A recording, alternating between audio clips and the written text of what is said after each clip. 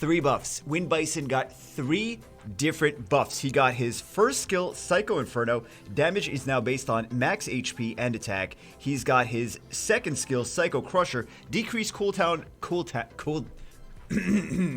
I'm a professional. Decreased cooldown by 1 turn. Also, instead of decreasing the attack power for 1 turn, he decreases the defense for 1 turn. Defense break is pretty big, though. Defense break is pretty big. And then also, the third skill, Head Press effect added, sets back all of the enemy targets. Skills to max cooldown will be applied after removing targets' beneficial effects. So, strip, increase cooldown to set the cooldown to max, and then decrease the attack gauge of everyone that does not have immunity on them. So, today we're going to take a look at the Wind M. Bison. I don't have him. We're going to take a look at... We're going to take a look at the Wind... professional YouTuber, guys. Take a look at the Wind M. Bison, and we're going to see what he's all about. Yanhong Gianna must be nice, right? Yanhong Gianna, like Cobalt Bomber, Wind M. Bison. So, bans the Gianna, bans the Ciara. So let's see what happens. Strips the Miho. Miho does not cut in. Increase cooldown, and decrease attack gauge for everyone. And then the Light Cobalt Bomber actually kills Miho without critting on her. I mean, generally bombers are built with a low crit rate, though. So, goes for the Provoke onto the Molly. Increase the, it doesn't decrease the cooldowns, it just increases the attack gauge. So, it gives the Wind M. Bison another turn. Interesting to see. Wind M. Bison definitely got better. I think that we're going to see, we may not be seeing too much of him right now today. But, well, I mean, in this video, we will because it's a Wind M. Bison video.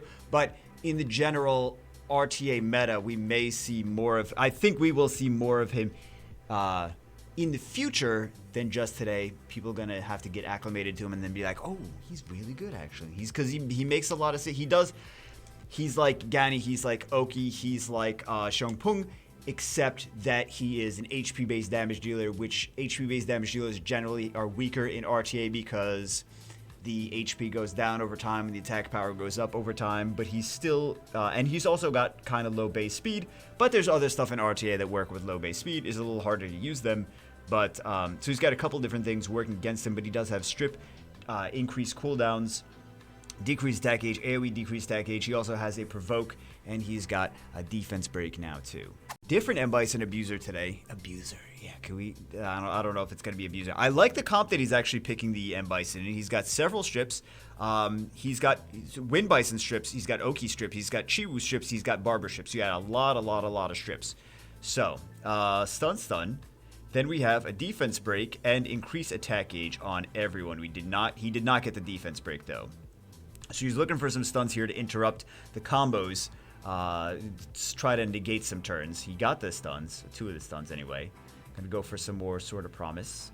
I feel like some people maybe should go a little bit on the more damage side for Vanessa if they're gonna be using Vanessa in more aggressive comps. But a lot of people do crit damage on Vanessa anyway. I'm one of those people that do crit damage on Vanessa anyway. But sometimes I wonder if I should go more like attack, because they usually do just speed crit damage HP on Vanessa. But Vanessa does need some tankiness if she's going to be getting hit, right? Because you don't want to just have Vanessa. Why are we talking about Vanessa? We're supposed to be talking about the Wind M. Bison. That's the one we really care about. Does he get another Violent proc? No, he does not get a Violent proc.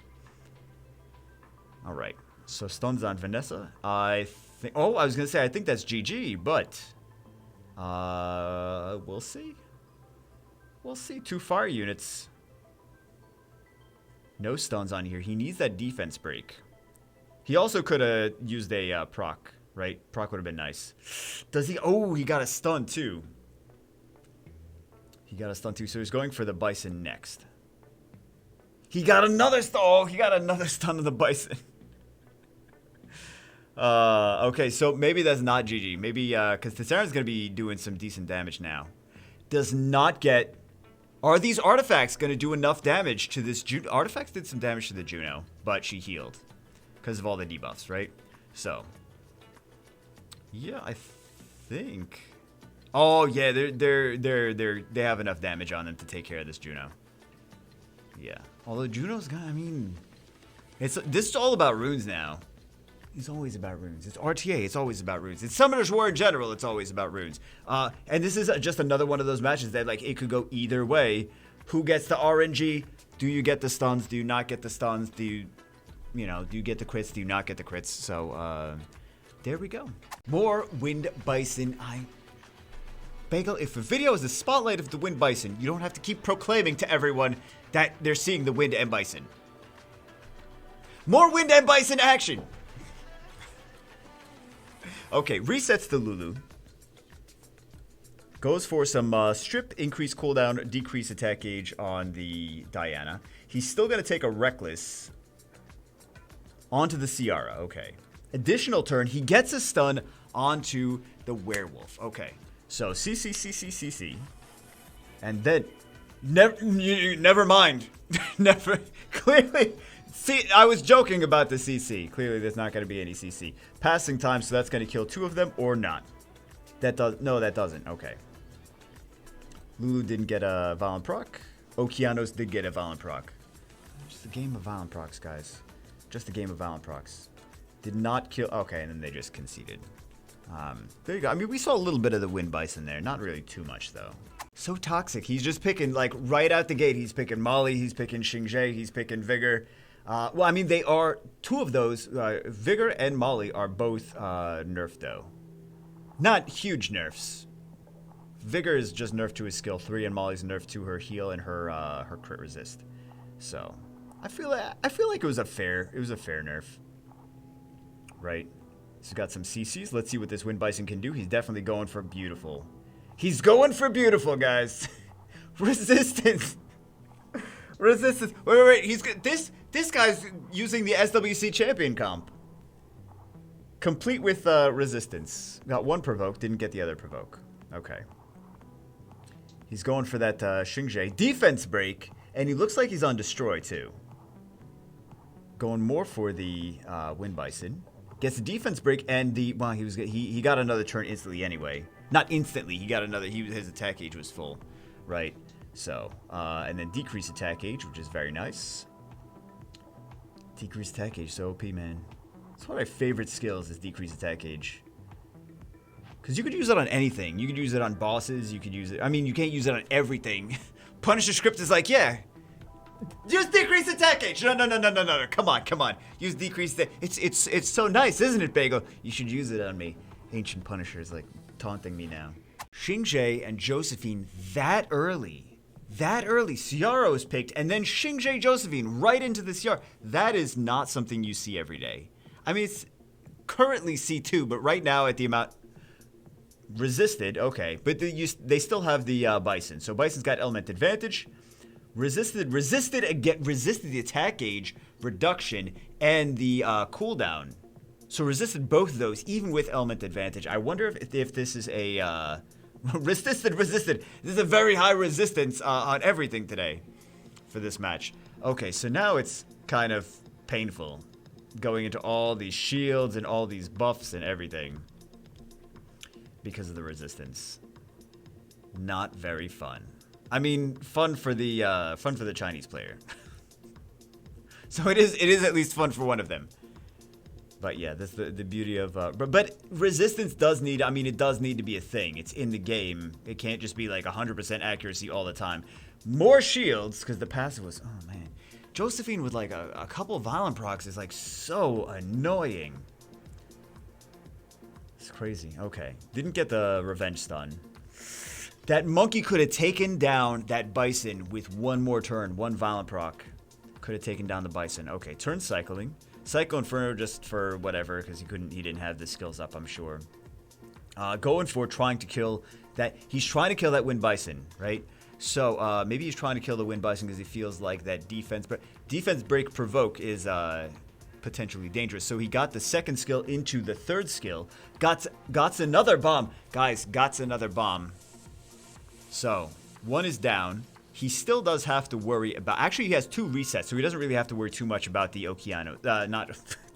about the Tyrannas. He's got the Okeanos to reset the Tyrannas, is what I meant. That's what I meant, guys. That's what I meant. So, yeah, pretty nice. Right out the gate with a Ciara Okeanos and a Barbara into a whole lot of tanky, bruisery Molly Xingje. Molly Xingje. They like to bring Molly Xingje into this resistance. It's element disadvantage. So resistance. I'm not too shocked to see that, right? So he's going to do Veligible things. Juno did not use her strip, so she still has her strip. She didn't even go for the strip. She just went for skill 1. So now I'm sure she's going to go for the strip at this point. Goes for some more turn cycling. No, she didn't even go for... Okay, she's still not going for the strip. Okay, Are they... Maybe they're... Are they autoing? What are they doing? I really thought they were going to go for the strip. Okay, so now he's got some CCs. Yep, there we go. And now he's got to do his reset onto the Veligible. Otherwise, Veligible is going to get a... If he Violent procs, he's going to get a Sanctuary. No, he doesn't Violent proc. Okay. I thought they were autoing for a second. I was like, maybe there was something that I missed. You guys always let me know that there's things that... Bagel, you missed... This is the thing that you missed. You missed that he had an itchy butt. Oh, I did. Yeah, that's why he used that skill. Oh, okay. That makes sense. I can see that now. I can see that. Okay, so he has the defense break. If he gets another turn... No, he doesn't get another turn. Got the nice CC on the monkey. And more, that additional damage from artifacts on that Juno is doing so much damage. It's just pure damage. It's just irrelevant of like defense break or no defense break or anything. It's just additional damage based on like how Mo Long has pure damage. It's just based on his HP, right? So it's just a tiny bit of, like, for example, if you have additional damage based on your HP, it's just doing a tiny little bit of damage based on your HP with no like defense break coming into consideration or no attack power buff coming into consideration. Just that extra additional little bits of damage. But it adds up all that, like, it basically a very, very mini version of Lucian's amputation magic, kind of, even that, but still, that still has crits and attack buffs and stuff like that. So not quite like that, but yeah, it's just additional damage based on... I mean, that's the thing is what it is. It's additional damage based on speed or HP or defense or whatever. Just pure damage. So this is a weird comp. He starts out the same. He's got the Ciara, he's got the Barber, he's got the Oki, and then like the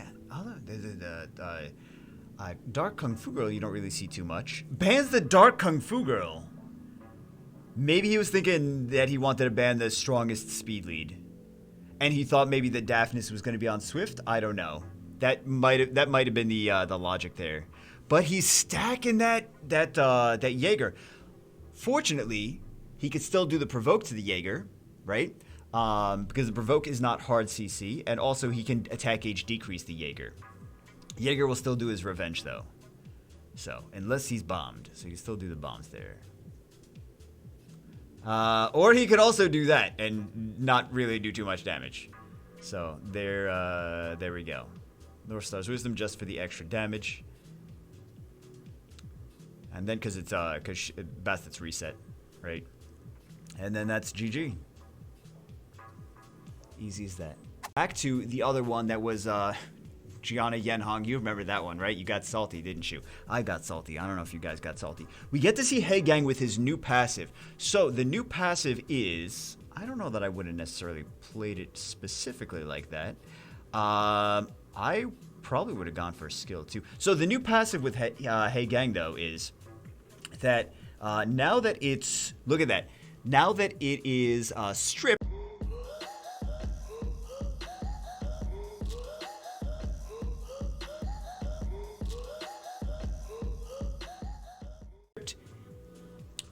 how to explain this? Because it's always confusing. Hey Gang's passive is always confusing. When your allies get stripped of their beneficial effects, it will cleanse the harmful effects on them and increase their attack gauge. We can take a look at it in a second, though, so that you guys can understand it more. Again, but we get to see a little bit more of how nice of a passive that actually is. Hey Gang he keeps changing to be, like, wacky, and then you have to, like, learn how to use Hey Gang, because it's, like, he's always, like, that awkward situation of, like, how am I going to use Hey Gang? That was, I don't know why they conceded quickly, but let's take a look at Hey Gang real quick. So get ready for the 4-hour explanation of how Hey Gang has changed. Now, we can just see it here. It's the same thing, decreased attack bar here. It's very easy. Strip and glancing hit. On here, very easy to digest. Art of Blank Space passive. Hold on, guys. Get your calculators ready. When enemies remove harmful effects, right? Harmful effects, the attack bar of allies will be increased by 25%. So, like, for example, if the enemy has an Annabelle or an Ariel now that can cleanse harmful effects, the Hey Gang owner's team, right? If the Hey Gang is fighting against the Artemiel or Annabelle, not Artemiel, Ariel, or Annabelle or whatever, their team will increase their attack gauge, right? When enemies remove beneficial effects of all allies, like what happened to the Veligul, all the harmful effects, the stun that was just applied to him, on the ally with removed beneficial effects will be removed. That's why the stun was removed. And the attack bar will be increased by 10%. So hopefully that kind of gives you guys a better understanding of how Hey Gang works. Now, you guys are like, still, I'm confused. Hey, don't worry, he's going to change again in like 2 weeks anyway. The Kanto's going to be like, okay, he does a new thing now. Now, anytime the enemy thinks about removing a harmful effect, it will put the harmful effect that they were thinking about removing on a random ally in Guild Wars. Wait, what? But what if I'm doing RTA? It will put it on an ally in Guild Wars. Even if a Guild Wars thing is not going on right now? Yes. Yes. And then the dragon in Dragons B10 will B12 will take ignore defense damage the next time you do a Dragon's run. Like, what Kanto? That doesn't even make sense. It's Hey Gang. It's just his passive is gonna just change to be wacky stuff every single balance patch. But anyway, just wanted to give a little. It's not the crazy Guild War whatever Dragons thing.